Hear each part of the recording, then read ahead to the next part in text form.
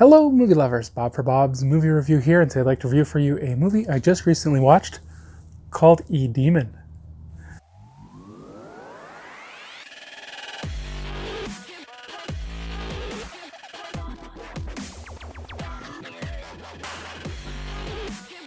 Be sure to click subscribe and click on the bell icon to be notified whenever I upload great new content. If you do enjoy the video, be sure to show it some love and give it a like rating.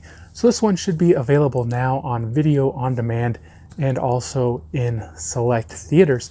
It is not rated, it has a 1 hour and 26 minute runtime, is a drama horror thriller. It is directed by Jeremy Wechter and stars Julia Kelly, John Anthony Wylliams, Christopher Daftsios, Ryan Redebaugh, Lindsay Goranson, Jessica Renee Russell, Cedric Cannon, Vincent Cooper, and Max Rhyser. So this movie is about an electronic demon, or a demon who travels through electronics. So there's this group of friends having basically a Skype chat. They do have a lot of things on screen, like they'll be like Wikipedia, but then it's like blurred out, you know, so it's probably not, they don't actually show that it's Skype, but it's, you know what it is. It's like Skype or Google Hangouts or whatever, where it's just all these people with their webcams talking. And unfortunately, that's most of the movie. We have seen other similar movies to this already in the past.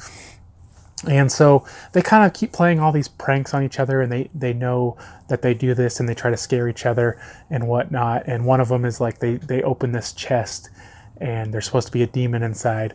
And then people start acting really weird and crazy.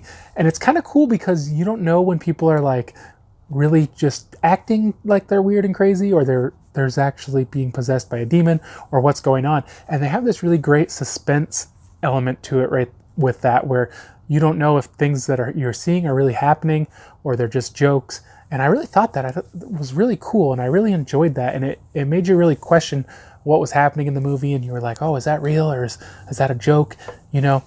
So in some ways, I thought this movie was really cool, where they had that real suspenseful feel to it. Unfortunately, I feel like they took the realism, or possibly like not the realism of the whole Skype thing, a little too far. I haven't used Skype in many, many years, but I imagine today's internet is much better at handling it than they portrayed in this movie. I would say like every couple seconds at least, the screen would freeze. You know, you'd see like a little loading, spinning thing. Everything would get all pixelated. There'd kind of be like ghost imaging.